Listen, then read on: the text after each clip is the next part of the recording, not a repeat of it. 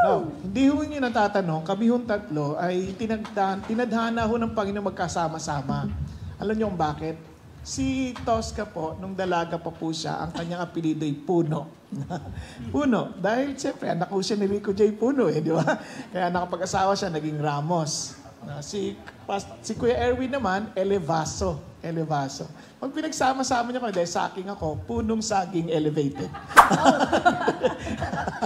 Okay lang ba yun? No. Anyway, alam niyo po, ngayon pong pagkakataon na ito, kung naalala niyo, nagkaroon po tayo ng, parang, kasi nagtanong kami kung gusto nilang mag face-to-face. So, mukhang nanalo yung face-to-face. Kaya mag-face-to-face tayo lagi. So, before we proceed to our next series, tayo po ngayon magkakaroon ng open forum, question and answer type, na if you have any concern, anything under the sun, as long as hindi issue ng math, joke lang, at ng science, wala tayong pagtatalunan. Hindi, biro lang po. Pero what I'm trying to say is this. Ito po ay napaka-importanting pagkakataon kasi maraming tao po, marami silang katanungan sa isip na marahil kahit sa mga tinalakay natin in the past, taglay-taglay natin sa puso, wala tayong masabihan kung sino yung pwede natin matanungan. Naalala ko, meron pong isang bata, kasama niya tatay niya, nagtatanong siya, sabi niya sa tatay niya, "Tay, napansin ko yung antena na yan. Di ba pag nanonood tayong TV, di ba? Sabi nila, dyan daw dumadaan yung napapanood natin, dumadaan sa antena na yan." Sabi ko, paano po nangyari yan? Sabi ng tatay, "Naku anak, ang husay mo na. Ang galing mo magtanong anak, grabe. Alam mo, sa totoo lang, napaka-importante yung tanong mo. Kanya lang anak, pasensya ka na ha. Hindi ko alam eh." Okay. Okay lang po dad. Naglalakad siya, kumidlat. Pa, yung kidlat daw na yan, ano daw yan eh? Napakalakas na electric, ano daw yan? Parang power, no? Parang pwede palang makamatay yan. Paano ba nagsisimula yan? Ba't na nagkakaroon ng kidlat? Sabi, grabe ang tanong mo, anak, napakatalino mo talaga, anak. Alam mo, tuwa ako sa'yo. Alam mo, ang ganda ng tanong mo, pero pasensya ka na, anak, ha? Hindi ko alam, eh. Yan. So, nagtanong na naman siya. Ang dami niyang tanong. Ni isa, walang nasagot yung tatay. Tapos, pagdating na sa bahay, "Pa, pasensya ka na sa mga tanong ko, ha? Nahiya ako sa inyo kasi ang dami kong tanong, eh." Naku, anak, paano ka matututo kung hindi ka magtatanong? Wala naman siya nasagot, miskisa.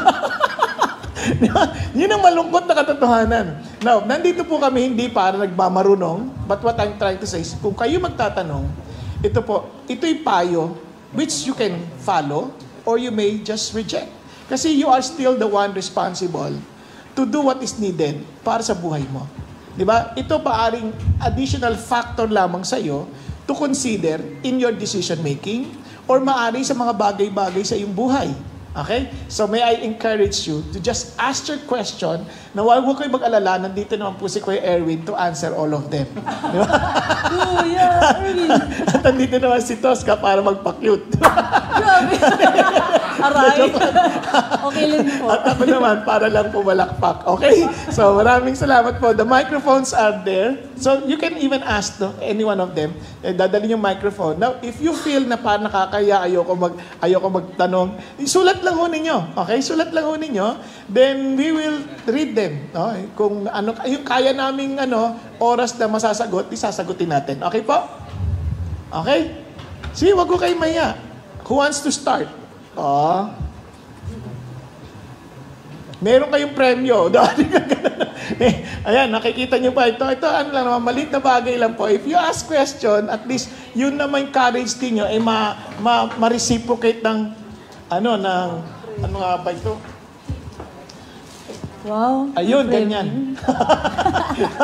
Organizer ata ito no? Organizer. Ayan. So, para naman, maging masaya yung ating usapan. Okay? So, wag ko kayo maya. Anyone?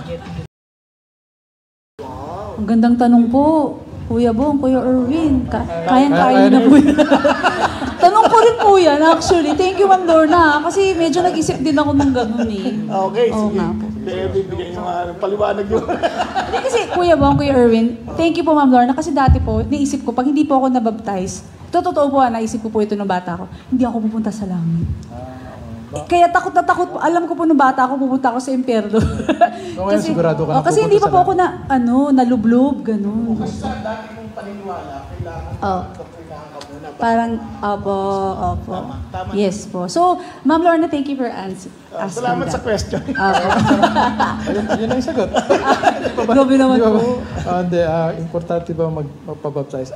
Kung susuriin natin ng Biblia, may mga tao namang hindi na-baptize doon pero sa tingin natin, pumunta sa langit. Tulad nung kasama ni Jesus sa krus, yung thief on the cross. Hindi naman na-baptize yun Doon na lang siya na-save. So meron pa sa meron naman doon sa Acts chapter 8, meron isang sumusunod sa isang disipulo, si Philip yon. Tapos hanga siya sa turo ni Philip, sumusunod siya sa mga tinuturo niya at nagpabautismo pa siya.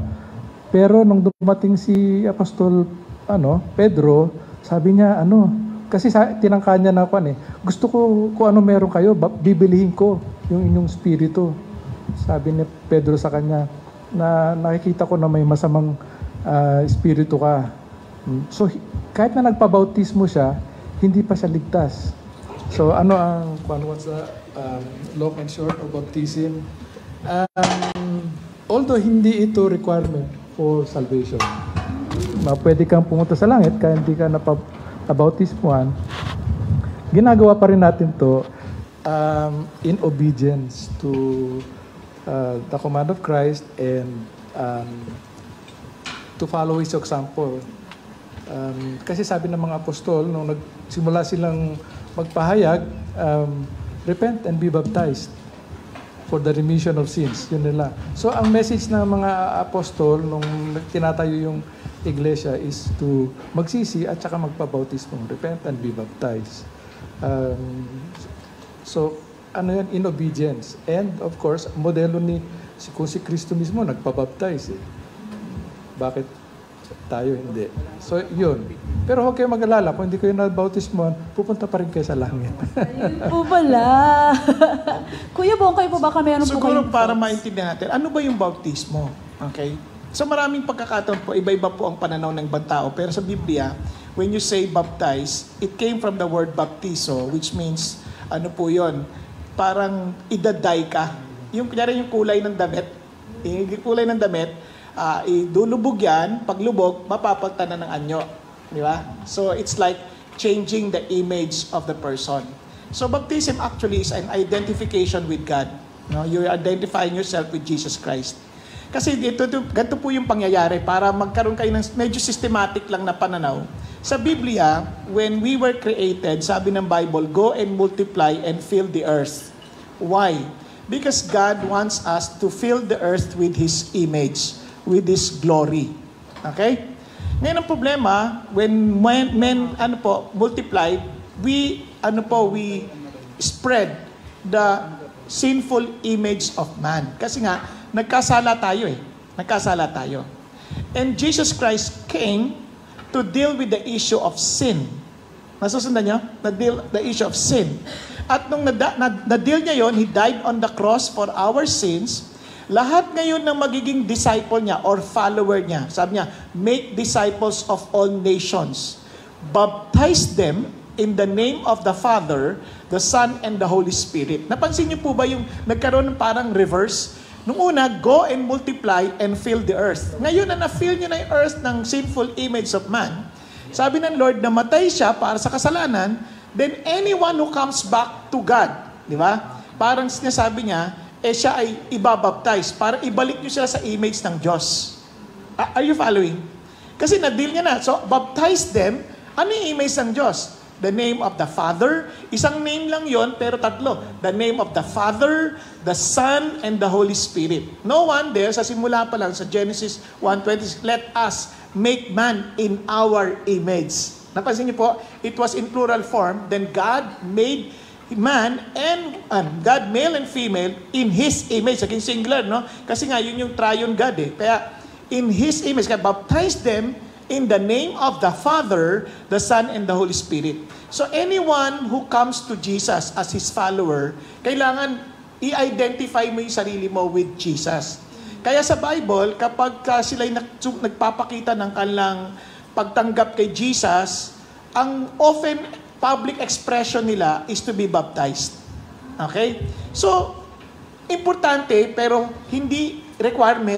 Katulad nga ng sabi, kasi kung ang pagbabaptize ay para malinisan ka sa kasalanan mo, then Jesus Christ should have not been baptized. Kasi wala naman siyang kasalanan. Nakuha ninyo? But it was an identification na you belong to our, to this new community that I'm building. Kasi I will be building my church. I will build my church. So you're part of this and it's part of your identification. Kaya sa Bible, pagka sila'y nag-repent at tumanggap kay Jesus, pag may pagkakataon, nagbabaptize na. To declare to the world, I belong to Jesus. Now, ito ang amazing. During that time, ang mga kasama kay Jesus, pinipersecute, pinapatay. Kaya pagka ikaw ay nagpabaptize, you're as if you are already signing your death warrant. Na parang sinasabi mo na I am willing to be identified with Jesus and I'm willing to die for Jesus. No, I'm willing to follow Jesus. Kaya kung meron tayong, kunyari, nagpabaptize ka, meron kang pinapractice na na-discover mo na ayaw pala ni Jesus o ayaw ng Diyos. You discovered it as you study His Word. Biglang, you're saying, I am willing to let it go to follow Jesus. Nakuha niyo kung gaano kahalaga ho. Mahalaga siya, pero hindi siya requirement. Kaya sabi ni Paul, I did not baptize any one of you except for the family of Crispus. Tama mo ba yun? So sinasabi niya, ito lang yung nabaptize ko kasi I was not called to baptize, but to preach the gospel.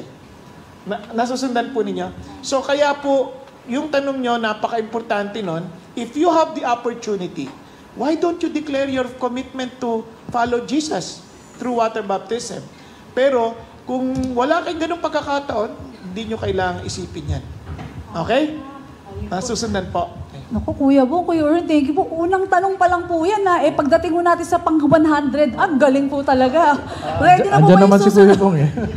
Opo, bago po yung ating susunod magtatanong, pwede po magtanong din ako konti po, okay lang. Opo, habang nagre-ready yung second nating magtatanong, Kuya, paano kung nagkaroon ako ng, nakalimutan ko, nabaptize na ba ako? Hindi. Pwede bang magpabaptize ako ulit? Pwede bang twice? Hindi mo wala po bang kaso yun? Kung twice or thrice ako magpabaptize? Okay lang po ba yun? Okay lang yun. Wala.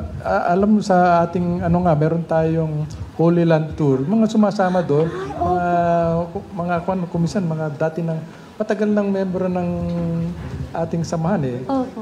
Pagdating doon, nagpapabaptize ulit sila kay Pastor Peter. Ay, ang galing po. Sige po, libre niyo po yung ticket ko ha. Pabaptize sila, mahal po talaga. Kayo po, ready. Wala akong sinasabi yata. Bago ko rin yun. Oh. Diba, alala nyo, sa Acts chapter 8, yung kay Philip, sabi nung Ethiopian eunuch, sabi niya, tubig. Sabi niya, what hinders me to be baptized? Pero importante yung tanong ni Philip. If you really believed in your heart that Jesus is the Lord, no? Kasi importante yan. Kahit ilang beses ka magpabaptize, kung hindi naman totoo sa'yo, yung totoong nangyari sa'yo, that you died with Jesus and you rose again with Jesus. Kasi ang Christianity is I've been crucified with Christ. It is no longer I who live, but Christ who lives in me. And the life I now live in the flesh, I live by faith in the Son of God who loved me and gave Himself for me. Kaya yun ang picture ng paglubog na you died, nilibing ka na rin kasama ni Jesus, and you rose again with a new life. Di ba? Kaya, kung hindi yan totoo sa'yo, kahit magpabaptize ka ilang beses, wala yan saysay.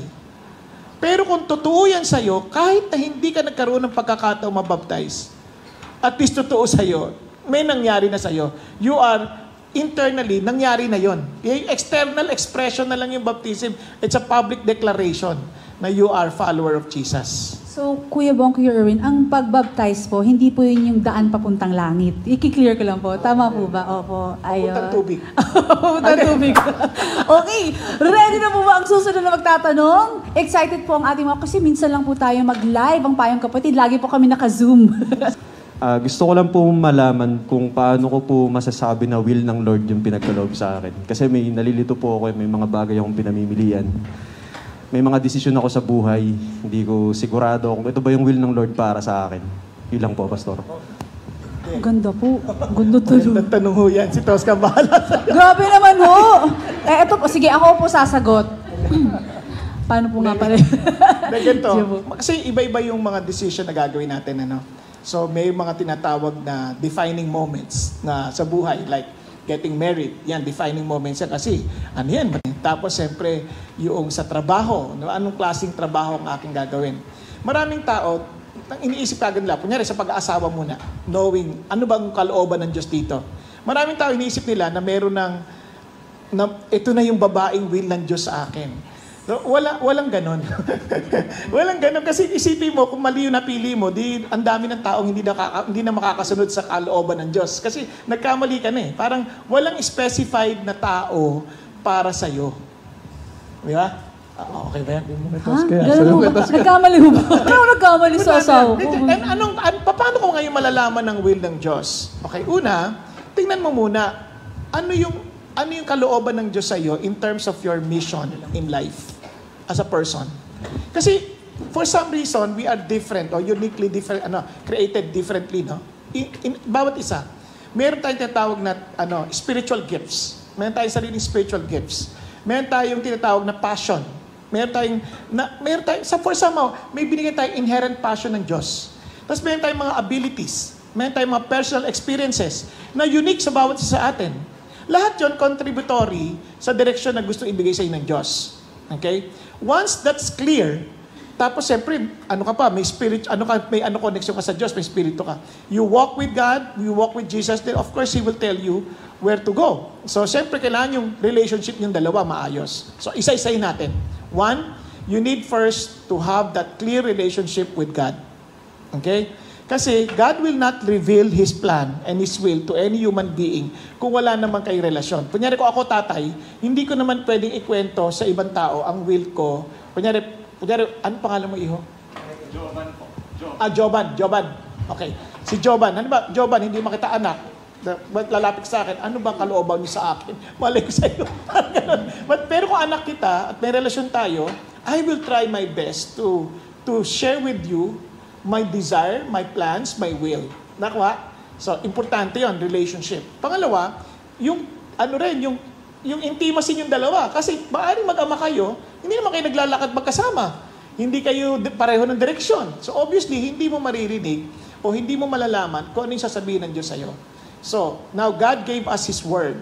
God gave us also the privilege to pray. So, yung dalawang yon will develop our relationship with Him. Kasi ang tawag dyan, communication. In any relationship, communication is too important. Kaya sabi ng Bible, pray without ceasing. In other words, like yung nakikipag-usap sa Kanya. Asking Lord, guide my path. Lord, lead me to the path of righteousness. Lord, let Thy will be done on earth as it is in heaven. Kaya dinidiscuss mo sa Lord yun, moment by moment. Kaya acknowledge Him in all your ways. Diba? Sabi ng and He will direct your path. Yun ang sabi sa Proverbs 3. So lahat ng yon, pag iniisip mo, so hinahanap mo ang kalooban ng Diyos sa bagay na yon. At pangatlo, ito na, as you meditate on His Word, then you will know, then you will be surprised. Pag meron kang decision making, anything that's not aligned to the very Word of God, alam mo kagad, hindi yan kalooban ng Diyos. Katulad kanina, may nagtanong sa akin, kasi nag-a-apply na siya ng trabaho, pero yung project basis lang binigay sa kanya. But there's another offer. Ito, pag napasok siya dito, magiging director siya. So sabi niya sa akin, so what should I do? What will I do? Sasabi sa kanya, una, you settle it first in your heart. Where your security lies. Kasi doon pa lang nakikita ko na kaya niya pinipili ito bagamat meron na siyang commitment din sa kabila yung project basis. Kasi ang isip dito security. May security dito. Tapos may mission ng kumpanya and entirely different from what the company wants. Ay wag ka doon kasi eventually mafe-feel mo parang ginagamit ka lang. But if you feel that you're aligned with that mission, kaya take the mission seriously. If you feel that you're aligned, matutuwa ka. Wow, can you imagine I was given a place where I can fulfill my mission with other people or with the company. O, di ba? Ang laking bagay niyan. That alone will give you sense of parang fulfillment. Okay? Thank you po. Sana na-bless po kayo doon, Kuya. Okay po ba? Diba? Pwede akong magdagdag dito. Siyempre po, opo. Kuya Erwin. Kasi magandang tanong yun. How do you know the will of God? Iyan ang mga katanungan, kadalasan ng mga singles eh. Normally, ang nire-reply ko dyan, you can know the will of God through His Word. Yun, sabi ni Kuya Bong, through His Word, through His Spirit, through His people. Ayan. So, isa-isay natin, through His Word. Una, kung ano man ang decision point mo, dapat it should not contradict God's word. For example, sabi sa salita ng Diyos, do not be unequally yoked with unbelievers. Do not partner with unbelievers. Now, applicable to sa business, pati sa relationships. Kunyari, sa business, you will partner with an unbeliever. Maganda yung prospect ng business nyo. Pero yung unbeliever na yun, may mga kaparaanan yun na baka hindi mo kayang sikmurain. For example, ang gusto niya para mapabilis yung mga documents na ma-approve, maglagay. Kaya mo bang sikmurain yun? As a believer, I don't think so, no? Pagdating naman sa relationship, do not be unequally yoked with an unbeliever. Kung ang napupusuan mo ay hindi naniniwala sa Diyos, atheist siya, magkakaroon kayong problema. No, there are many things husband and wife fight yung mga issues, no? One of them is faith, yung religion. Money is number one, a relationship is another, yung religion is another. Nagkakaroon sila ng pagtatalo diyan. And so sa God's word, meron sinasabi sa God's word na malinaw na God's will. 3 ang alam ko. Actually, yung mga iba sinasabi 4. Number 1 sa 1 Thessalonians 4:3. Madaling i-memorize kasi 1:4:3. Sabi doon, and this is the will of God, that your sanctification, that you abstain from sexual immorality. Very clear yun. So, pakalawa, yung rejoice always, pray unceasingly, and in everything give thanks, for this is the will of God in Christ Jesus for you. Pangalawa yun. Ibig sabihin, pray, rejoice, give thanks. Will ni God yun eh. Very clear. May pangatlo, that by doing good, do the will of God, that by doing good, you put to silence the ignorance of foolish men. So do good. Ayun na. So, maliwanag na will of God yon. Ngayon, kung yung tatlong napakasimple, hindi mo sinusunod, hindi. How can you expect God to show Him yung will niya sa personal na buhay mo? Yung ano na nga, yung very clear will of God nga sa salita ng Diyos, hindi mo na sinusunod. Bibigay pa niya yung will niya sa'yo. So, sundin mo muna. Pangalawa, of course, God's people. You consult your authority, parents, spiritual authority. Sometimes hindi sila pareho ng sagot, but you have to think about it very intensely. Consult other people also, especially God's people, kasi kaya God's people, because God's people, especially those who are spirit-filled, they have the mind of Christ. So meron silang karunungan, wisdom, especially God's authority. Ito, authority siya eh. Ako, ever since, nung pumasok ako sa CCF, malaki ng respeto ko sa God's authority. Kasi kahit na sasabihin ko na, mas marami akong nabasang libro kaysa sa kanila, binibigyan sila ng special discernment ng Diyos. Wow. So, meron silang special na karunungan. Lalo na, si Kuya Bong, parating yung tanongin yan. Yes. At sasagutin niya sa inyo yan. So, God's Word, God's people, and God's Spirit. Kung ano yung sinasabi ng Spirit ko sa'yo. So, you based yung decision on what God's will is dito sa tatlong factors na to. What if, kunyari may napupusuan kang babae, gusto mong pakasalan, pero ayaw ng magulang mo. Ayan. Lahat okay sa kanila. Sabi ng iyong spiritual leader, okay yon. Yung mga tao sa simbahan, okay yon. Sabi pa ng mga kaibigan mo dito sa office, okay. Pero yung magulang mo na lang, ayaw nila. Paano yon? You wait. Kasi authority mo pa rin yan eh. Authority pa rin. May mga kakilala ko na naghintay talaga. Hinintay nila na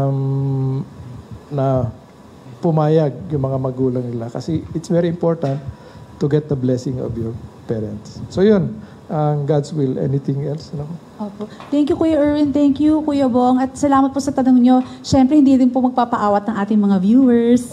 Meron din po silang tanong. Okay lang po ba? Basahin ko po yung isang tanong po. No? So, ito po, actually connected po sa tanong. Sabi po dito ni ate, gaano po ka-importante ang paghingi ng permission sa asawa? So kami po bang mga wives, pag may mga decision po kami, kailangan po ba namin ipaalam po sa asawa namin? Kaya na po namin yun. I mean, siguro naman yung mga maliliit na bagay, kaya na po namin mapag-desisyonan yan. Katulad ng mga Lazada, Shopee, kailangan ka po mga ipaalam. Di ba? Palagay niyo po mga kuya. Siya ang may asawa. Binata pala siya. Oo nga po, binata. Nananawagan mo kami. Mga gusto mag-apply. Uy, sorry po kuya. Binata na ho. Nadala na. Kanina sabi ni Erwin, di ba? One of the major na talagang malalaman will ng Diyos is your submission to your authorities. Yung sabi ng Bible, kasi alam mo na you're walking in the Spirit kasi one of the manifestation or evidences ng paglakad sa Holy Spirit, submission.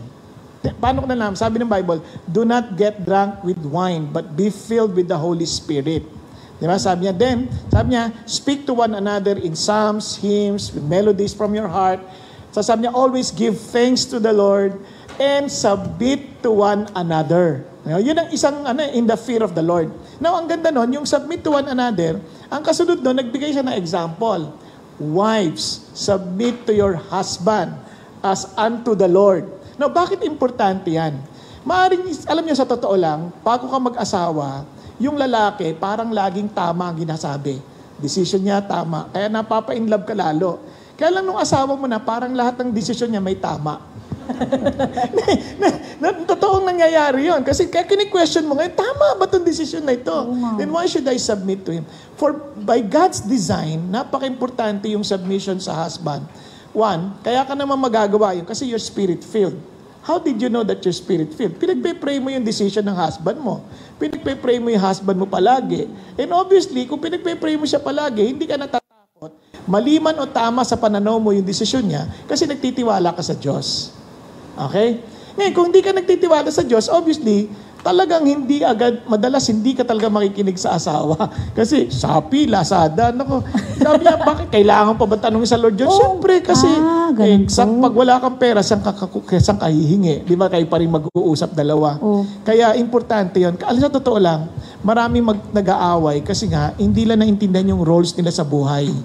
You need to learn. Hindi madali. I'm not saying na madaling, especially for women, na madaling mag-submit. Kasi part of the curse ng sin, your desire is to control the husband. But you are still under him. Nasa Genesis chapter 3 yun. So makikita nyo, ganun pala. Kaya struggle sa babae yun. Struggle ang mag-submit. Kasi part ng curse yun. But we are already free from the curse of the law. Kaya naman, by God's grace, we can submit by the power of the Holy Spirit. So, tama bang mag-submit? Yes. Bakit kamo? Kasi happy husband, happy wife. Wow, talaga naman po. Nakikita po. Happy wife, happy life. Ayun, tama rin po yun. Happy life, di ba? Yes. Pero nakita ko po yung ating mga kuya, siguro yung mga asawa, siya yung mag-aasawa. Ang ganda ho ng mga ngiti nila. Pero yung mga lalaki naman, hindi ibig sabihin, pwede na alipin yung asawa nila, no? Kasi sabi din ng Bible, husbands, love your wives just as Christ loved the church, that He gave Himself up for her. Importante yun. Yung bubaga, handa kang mamatay pa sa asawa mo. Hindi handa kang patayin yung asawa mo. Hindi ganun. Handa kang mamatay pa sa asawa mo. Ibibigay mo talaga yung yung maabot sa kanya. Kasi sabi niya, you love your wife just as you love yourself. Di ba? Kaya nga, paborito ko yun eh. Kapag minahal mo yung asawa mo, I'm telling you, mahal mo sarili mo. Bakit? Kasi, ikaw makikinabang. Kaya nga yung study sa Germany, hindi ko makalimutan, favorite ko. Kasi sabi niya, yung mga lalaking humahalik sa asawa tuwing umaga, mas mahaba ang buhay kaysa sa mga lalaking hindi humahalik. Maiksi na ang buhay ko ngayon. Hindi naman hahanapan na ako natin kay audience. Pero, Kuya Bong, Kuya Erwin, pwede bang paalam muna ako? Papaalam kasi, pumunta ka asawa ko, ahalik ako muna siya. Joke lang. Kasi kaya importante. Kasi tingnan nyo, yung pinyari kung kayo babae, hindi kayo nalikan asawa niyo, huwag kayo magalala, mamamatay na agad. Number two, ito amazing. 50% less ill and prone to vehicular accidents. Oh, amazing, no? Naingatan daw. Tapos, yung pinakamaganda, they earn 20 to 30% more money than those who do not kiss their wives every morning. Ganun po, diba? dadami po pera nila. Grabe po. Kaya ako, di ako maalis sa bahay na hindi humahalik sa Ayan, sa ating mga nanonood, alam niyo na, secret to more money, Kiss lang. Ini-encourage mo talaga ako. Hey, Kuya Erwin, susuportahan po namin kayo kung saan man kayo mapunta. Ang Bible, napaka-totoo niya at napaka-practical. Okay, so good. Last question na lang because of our time. Check. Hi, good afternoon, Pastor. Good afternoon I just po. want to ask po, why is there so much suffering in this world? Wow. Alam mo na, napakadaling tanong yan. Kaya-kaya sagutin di ba, Kuya Bong? Totoo. Napaka-ganda nung kanta. Ayun na po. Okay. So for para to save time. Why are there so many sufferings in this world? Alam po ninyo, God did not create that suffering in the first place. Kung naalala niyo, everything that God created is good. Sabi niya, it was good. It was good. Always it was good. Now, I was thinking at first when I read that, sabi ko, ano yung basis niya ng good? Wala naman siyang point of comparison. Kunyari, and there was light. It was good. Sabi ko, it's obviously, pag siya gumawa, perfect siya. Di maganda, di ba? Bakit niya sinasabi yon? Pero, until I read, sabi niya, it is not good for a man to be alone, in that he created a woman to be his helpmate, suitable for him. There I realized that when God was saying it was good, He was thinking about us. This is good for the man that I will be creating. This is good for the human beings that I'll be creating. Kanya lang, meron siyang sinabi. Sabi niya, ito lang ang condition natin. Either I will define for you, I will decide for you what is good and what is evil, or you will decide it on your own. Sa papanong paraan? Pagkain noong forbidden fruit. So man somehow decided to eat the fruit by telling God, it's like telling to God na, God, I would rather decide for me which is good and which is bad. Di ba? So at the end, naging selfish lalo yung mga tao, kaya ang first manifestation ng sin, ng symptoms ng rebellion, is self-consciousness or self-centeredness. Kaya there they realize, oh, we are naked. So they covered themselves at dun na, nagturuan na. Sabi ni God, kinain mo ba Adan? Hindi ho, yung babaeng nilikha mo. Sabi ng babae, totoo ba yan? Eva? Hindi ho, yung ahas. So nagtuturuan na sila. Tapos yung ahas naman, intention niya talaga to convince the men to go against God. Kaya sabi, ahas, ang walang sinabi ko, bela, parang ganun. Parang binibela. Parang, di ba? Kaya parang kung iisipin mo mabuti, yan na ngayon. Kasi yun, maging makasarili ang tao. Parang self-preservation na nangyari. Self-centered na nangyari. At yung self-centeredness na yan, causing too much suffering to many of us. Napansin nyo ba for example, sa Africa, kahapon may kausap ako. Talagang sobrang naiyak ako, sabi niya, kasi sa Marine Corps siya sila humanitary mission sa Africa.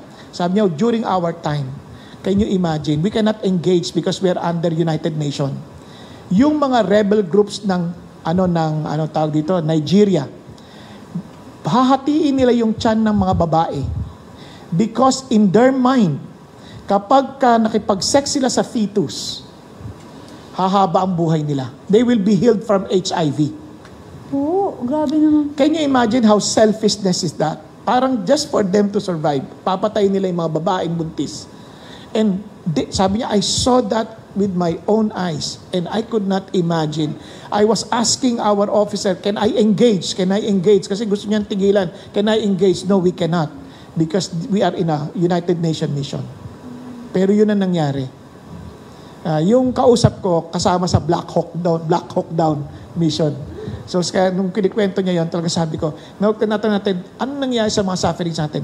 Sa Pilipinas na lang, ang yaman-yaman ng Pilipinas, pinaka-malusog na lupain. Can you imagine, nung bata kami, dumumi ka na, nakain mo na isang tol, tumutubo pa rin. Tumutubo pa rin. Galing na sa loob yun eh. May mga enzyme na yun. Pero sa yaman ng Pilipinas, ba't tayo naghihirap? Selfishness ulit ng tao. We are also, kahit sa opisina, ang nagpapasakit ng ulo sa trabaho, di ba, yung suffering sa atin sa opisina, mga kasama rin natin, mga ayaw magtrabaho na maayos. Di ba? Ayaw magtrabaho na maayos, tapos nasisisi tayo lahat. Di ba? Tapos lahat tayo nadadamay. Pag nagkakaproblema, pag nalugi, damay tayo lahat. Di ba? Pag yung pumasok yung boss ng galit, damay tayo lahat. Kahit wala tayong ginagawa masama. Kaya yung suffering na yun. Meron yata silang naalalang co-employee. Kaya nga, minsan ang hirap sa ano, no, parang talagang, kahit sa totoo lang, kahit hindi mo masita. Dahil nag-iisip ka rin na, ano na sasabihin niya sa akin. You see the selfishness that we are experiencing. Kasi nga, kaya yung suffering na yon, it all because of our rebellion against God. But itong promise ni Jesus, He came here, He died on the cross for us, that He may give us a new life, that we will be with Him in eternity. No more tears, no more pain, no more crying, no more death. Yun ang promise ng Diyos for those who will believe in Him. So maraming salamat po. I hope na nakatulong mo sa atin itong panahon natin. Wow, palakpakan po natin si Lord. Ayan, thank you Lord sa araw na to. Pero naku, mga 7 minutes na lang, Kuya Bong. So baka pwedeng, ito na po yung hihingin ko na po kayo ng payo. Siyempre kasama nyo kami sa mga opo. online. Kasi, may huling payo pa ba kayo bago tayo mag-end in prayer? Nung ako nagtatrabaho din sa bangko, sinasabi parati ng presidente namin, magmalasakit kayo dito sa pinagtatrabaho niyo. Kasi ito ang nagbibigay sa inyo ng kabuhayan eh. Take care.